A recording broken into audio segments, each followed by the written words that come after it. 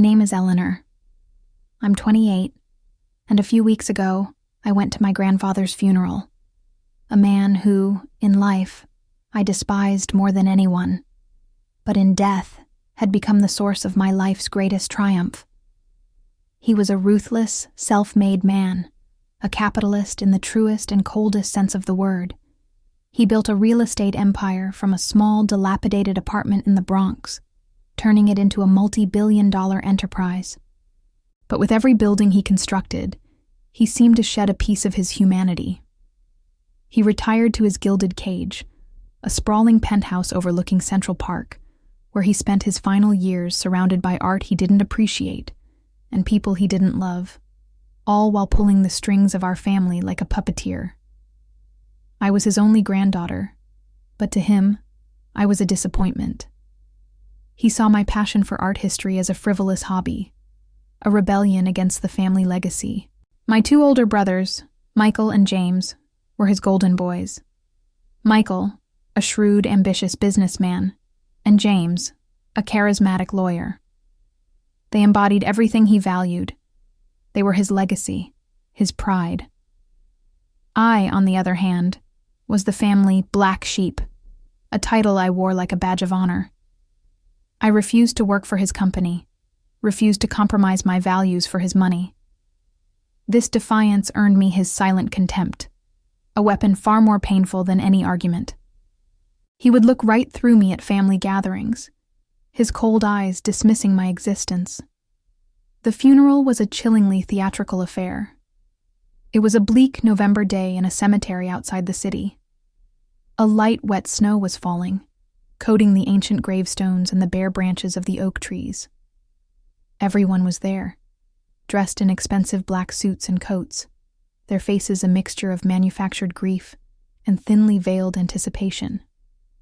My cousins sobbed theatrically, and my brothers delivered speeches filled with hollow praise for his vision and generosity. I just stood there, my long wool coat pulled tight against the biting wind, watching the performance. I looked at the photo of him on the easel, his hard, unforgiving eyes staring out at the world, and felt nothing but a quiet, simmering satisfaction.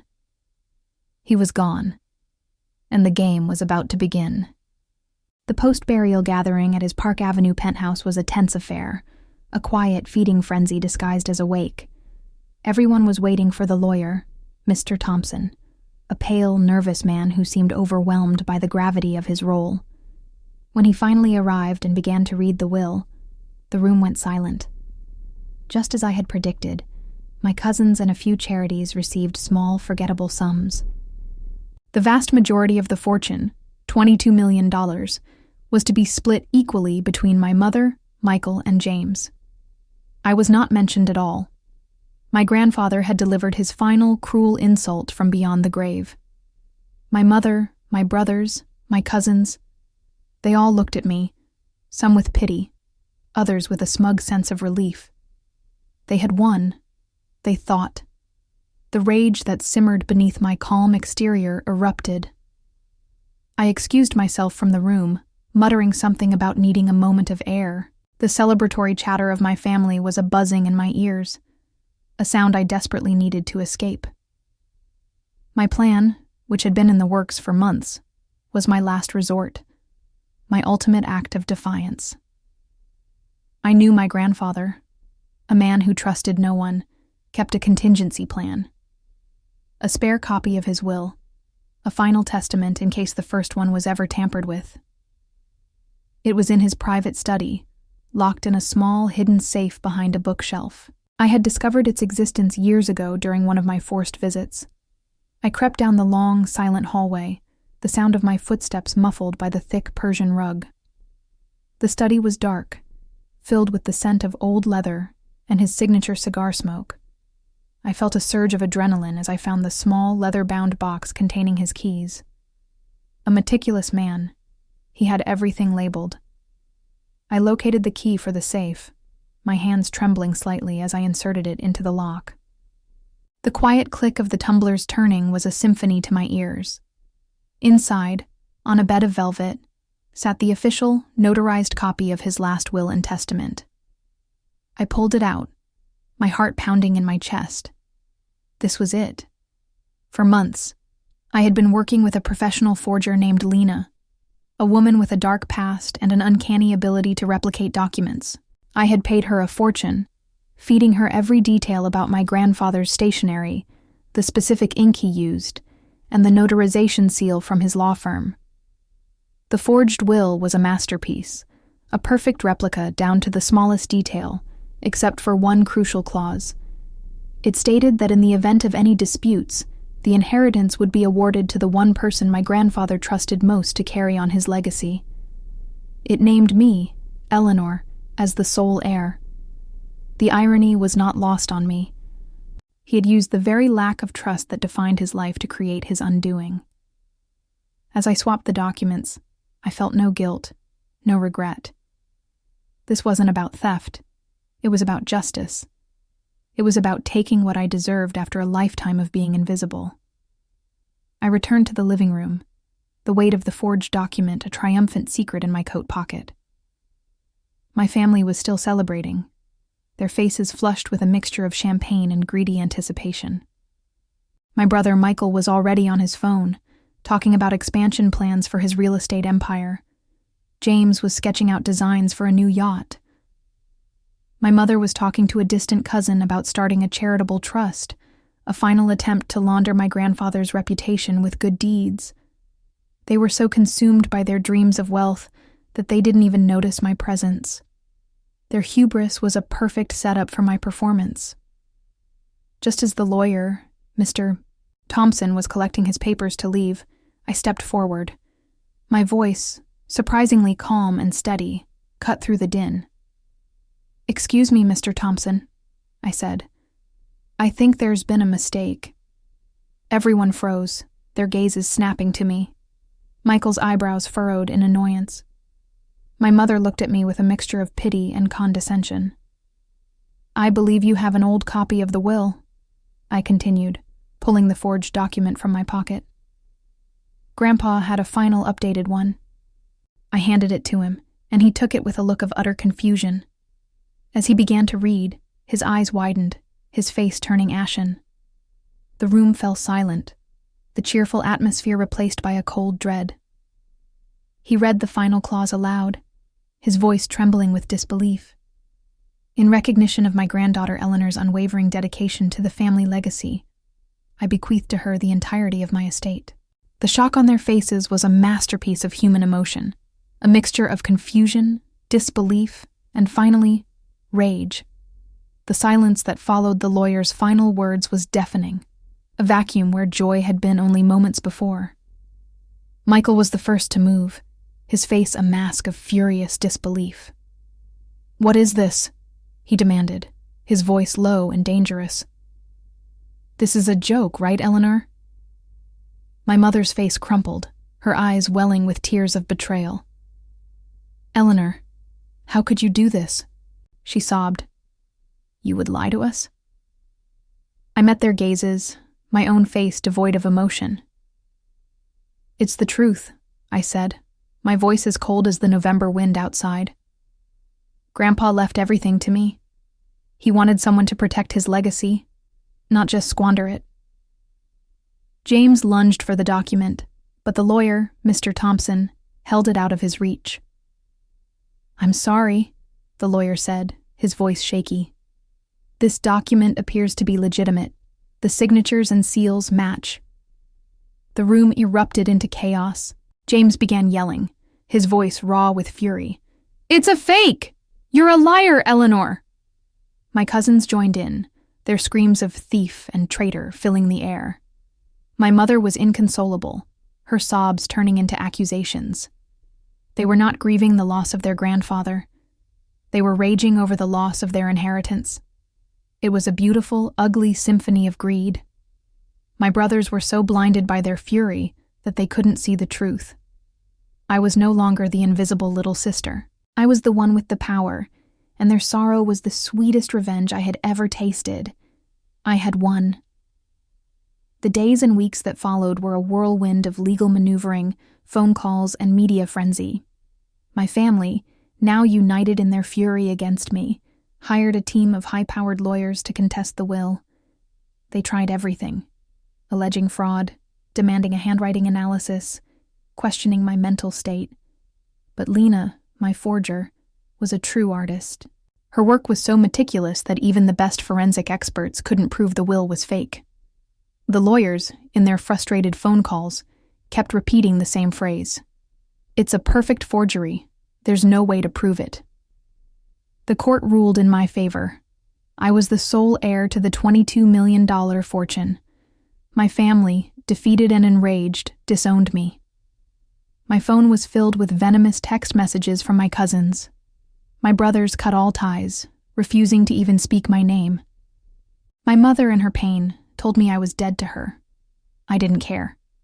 I had what I wanted. I sold my old, modest apartment and bought a penthouse in Tribeca, a sprawling space with floor-to-ceiling windows that offered a panoramic view of the city. I filled my closet with designer clothes, bought a sports car, and traveled the world in a blur of 5-star hotels and private jets. I was living the life I had always dreamed of, a life of utter freedom. But with each new purchase, with each luxurious trip, a sense of emptiness began to creep in. I was surrounded by wealth, but I was utterly alone. The friends I made were superficial, drawn to my money, not to me.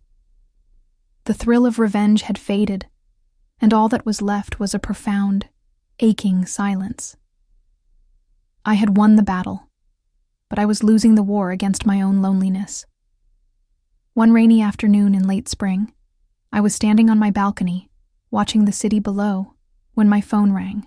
The caller ID was blocked, and I almost didn't answer. But a strange premonition made me.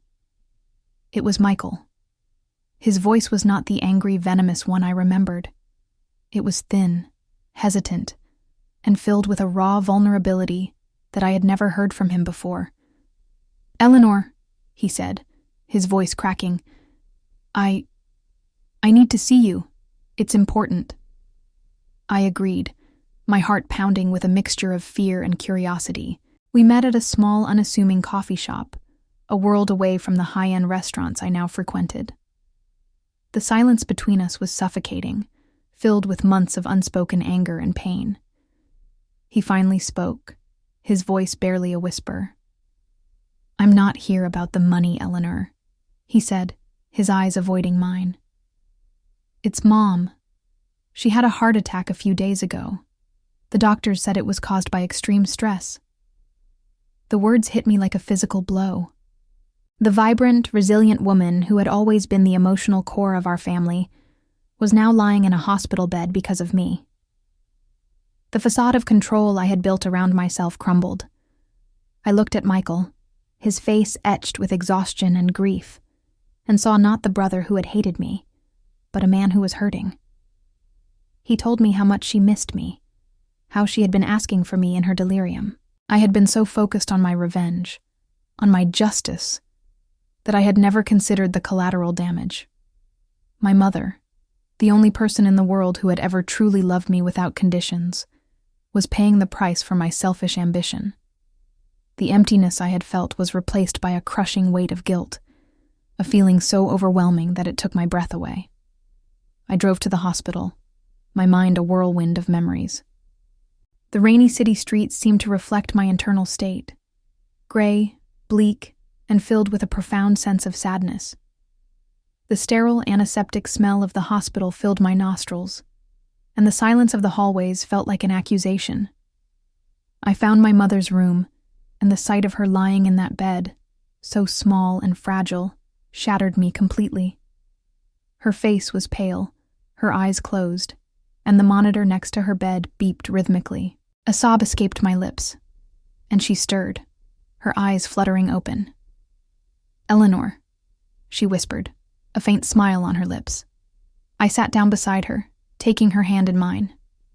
It felt so small and weak. "Mom," I choked out, the words catching in my throat. "I'm so sorry." She shook her head, her grip on my hand surprisingly firm. "I know, sweetie," she said, her voice raspy. "I know you didn't mean to hurt us.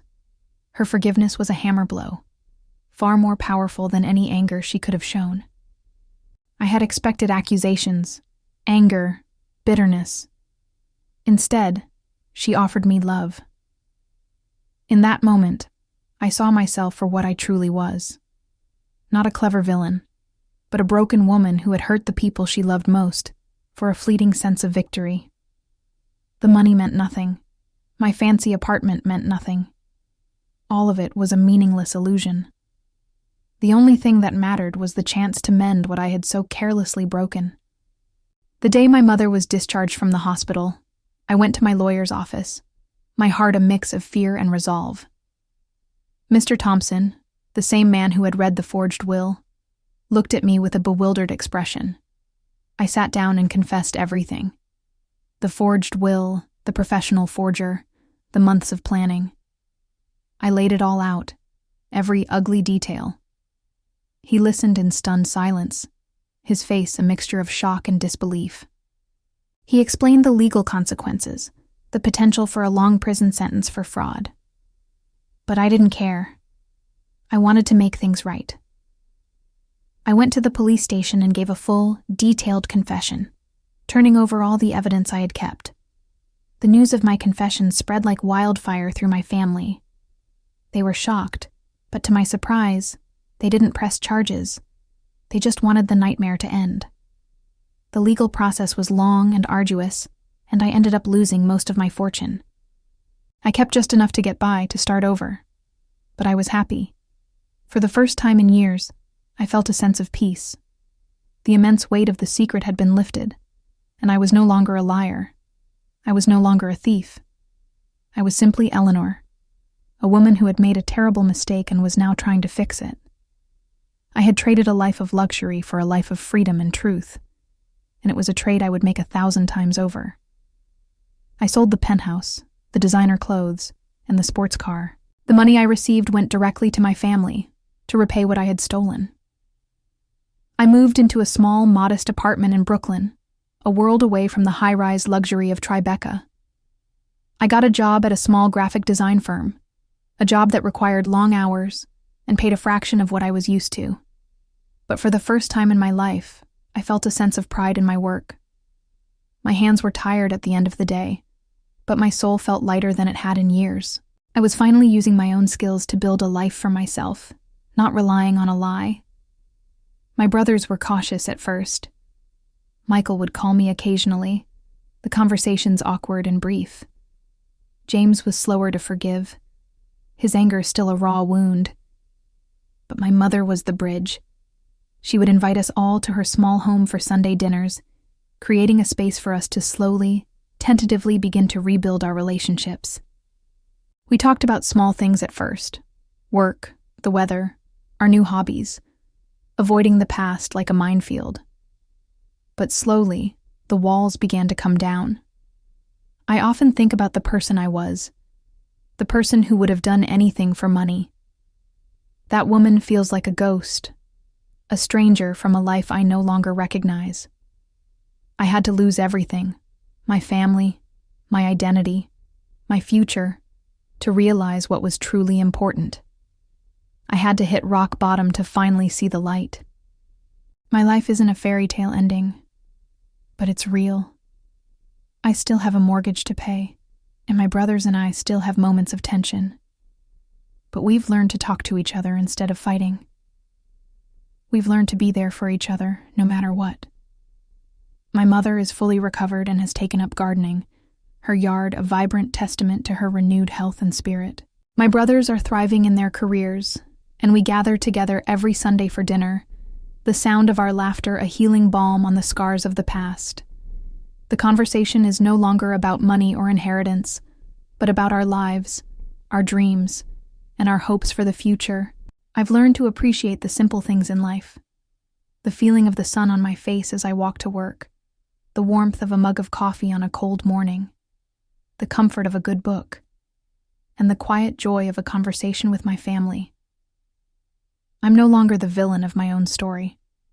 I'm just Eleanor, a woman who made a terrible mistake and was given a second chance.